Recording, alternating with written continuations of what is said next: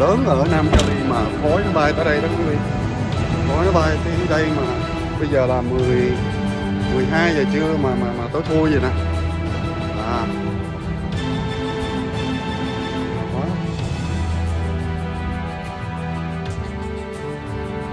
12 giờ trưa mà tối vậy đó. Mình về tới nhà rồi.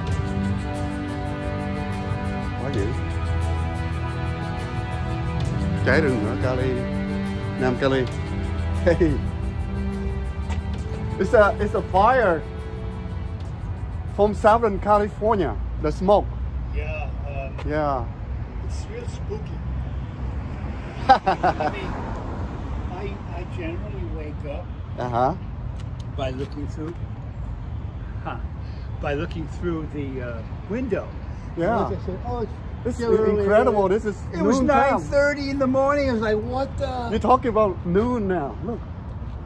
Noon. Okay, enjoy. Pretty well. While you enjoy can. a nice 72 degree sunny day. But not this kind, huh? No. Okay. Nó cháy rừng ở Nam Cali mà nó tối, khói bay tới đây mà mù mịt lắm, má thấy không, má để ý không vậy? Má biết tối nhưng mà nhờ Liên nói. Ủa Liên gọi về nói hả? Không nó nói nhà nó tối rồi nó. Là ấy mà cháy rừng lớn lắm á.